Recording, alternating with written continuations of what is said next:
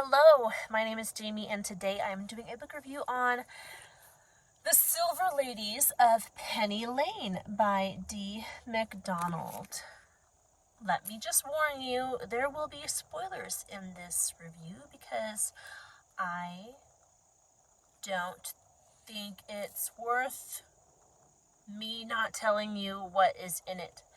If you do want to read this book, if you know the author and you enjoy her books and you don't want to know what happens in this one, then turn this review off and go read the book. Because I'm going to be talking about what happens in this book. So, I picked this book for my book club because I was trying to find a fun, lighthearted book that was clean and we could just read it and enjoy it and it would have a good story, and this looked like that fit the bill. It has a fun title, Silver Ladies of Penny Lane. It has a fun synopsis. Friends Tess and Orla, they're best friends. They own a dressmaker shop. They're trying to lose weight together. They're gonna go on this cruise. I'm like, they're like in their 60s. And I was thinking, this sounds like a fun book to take a break from more serious reading and to read with my book club. I was wrong, as I often am when I try to delve into the world of modern literature.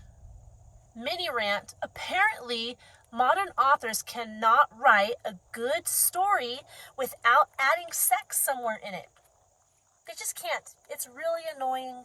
I wish there were more intelligent authors out there who knew how to tell a story without having to use sex to get readers interested.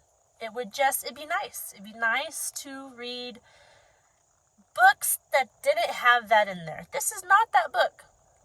All right? I'm sorry. I'm not. Okay. So, I gave you a little bit of the story, but Tess and Orla, Tess's daughter is about to get married, and she wants to look great for the wedding because her ex-husband and the woman that her ex-husband left her for are going to be at the wedding. And Tess doesn't want to look like a frumpy old grandma going to this wedding. So she and her friend Orla join, I can't remember what the group is called. It's like Slim Chance or something like that. And it's a group of people that weigh in every week and encourage each other to eat better and to exercise, and they have goals and stuff like that. So Tess and Orla join this group to try to lose weight. Tess to go to the wedding. And both Tess and Orla would like to have men friends. So they also join a dating agency called MMM. And I can't remember what the 3 M's stand for. But you go through, if you don't find the love of your life within 6 dates, 6 different dudes that you try out, then you get your money back. It's like a subscription service. So the whole book is Tess going through these guys and trying to find someone to escort her to her daughter's wedding while at the same time losing weight. And it's just, it's shallow, to be honest. The one lesson that I think stayed true the entire book is that you shouldn't have to lose weight just for other people, like for an event or to make someone jealous. You should want to be healthy for your own desire, for yourself, because it's good for you to be healthy. That's why you should be healthy. That was the only lesson that stayed true through the whole book. There was many times when Tess and Orla would be like, I don't need a man, but they never stopped going after the men.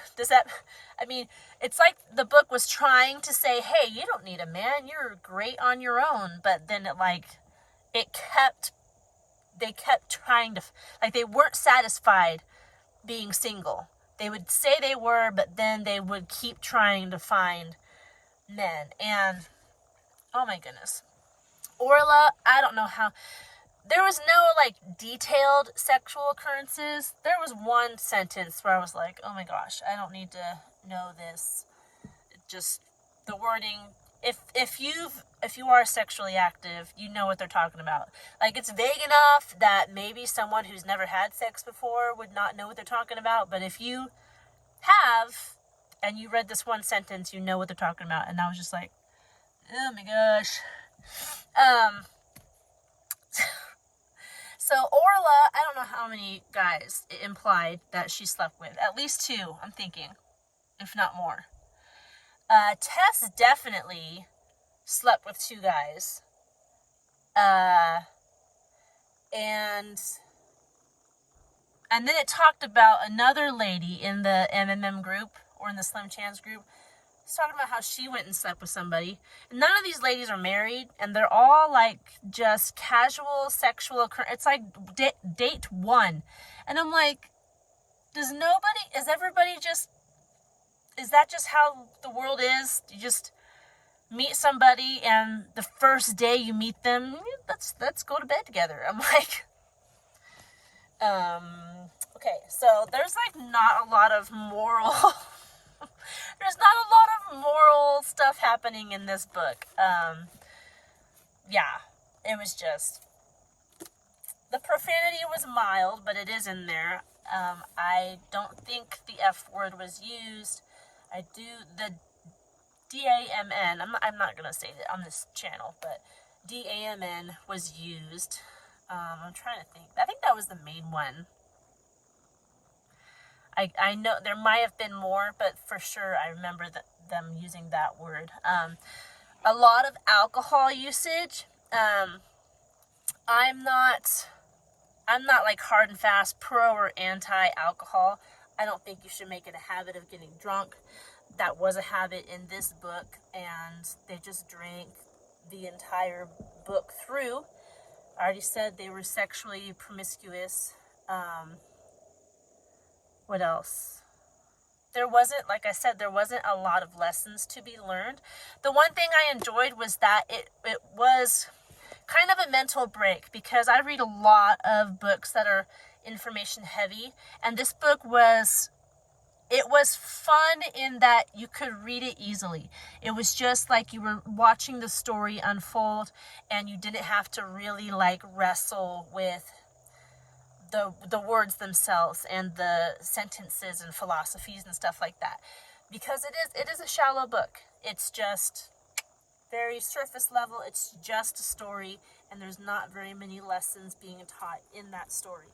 So one thing I thought was hilarious, and so did the members of my book club, was Tess spends the whole book trying out various dudes and meeting all these different dudes and making friends and, saying goodbye to some. And literally, in the last 10 pages of the book, she meets this dude at her daughter's wedding and decides then and there that she's gonna marry him. And it was mutual. The dude's like, I just met you, this is crazy. But for real, it was the last 10 pages of the book. And I thought it was a joke. I thought Tess was just being whoop, again. But then the book ended, and she's talking to Orla, I love this man, and we're getting married. And then it's the end. And I was like, it was, okay. All right, I guess. So as you can tell, I was not a fan of this book. Just not my style at all. I don't like giving bad reviews of books, because people, I don't know how long it took D. MacDonald to write this book, that people put a lot of effort into writing, and I I don't like giving bad reviews, but I'm sorry. This book was not it for me. I would not recommend it. It's just not productive. It does not teach much of anything. Very immoral, it's just brain candy, I guess. You're just reading it to read a story. You're not going to pull any deep philosophies about life from this book. You're not going to learn anything about the human condition. You're not going to be convicted to be better. You're just watching what happens to these two ladies. So that's all I have to say about the story. Again, I'm sorry for giving a bad review. It happens. I try to pick great books. Most of my reviews on this channel, most of the reviews are positive because I really try to pick books that teach, books that have relevance, and books that just make us better people after we read them. But it does happen sometimes that even as I try to vet what I read, sometimes a book just gets in there that I did not anticipate to be that way. So this is one of those books. And I'm sorry if you like D. MacDonald's writing. I don't like to give bad reviews. But let me give you the specs on this book real quick. It is 309 pages long. There are no illustrations. Here are the words. I don't know, it's just an average looking page to me. The words aren't especially huge. There's kind of a space in between each line of words, so it was not, like I said, it was not hard to read. It was very easy just to flow through the mind. It was published, let me see. It was published in 2019, so it is very modern as I'm doing this video, depending on when you watch this video. And is that it? I'm trying to see. It says D. MacDonald has 2 more books, The Runaway Wife and The Getaway Girls. I have not heard of either of those books. This is actually the first I've ever in my life heard of D. MacDonald. It seems like she is a British author. That's where the story takes place.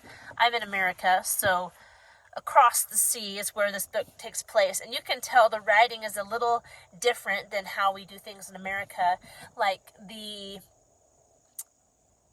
when they're speaking, they use one quote on each side instead of 2. Like in America, when someone's speaking, it's in 2 quotations.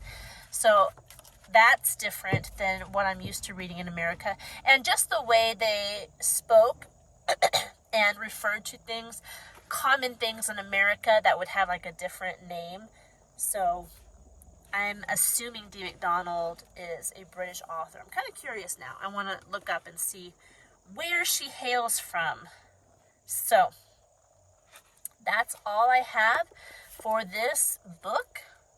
If I didn't answer your questions concerning this book, go ahead and leave them in the comment section below, and I will do my best to answer those questions. Like and subscribe if you want more content like this. I promise, usually my reviews are not so scathing. I actually feel bad when that happens, but that's all I have for you, and I hope you're doing well, and I'll see you in our next video. Goodbye.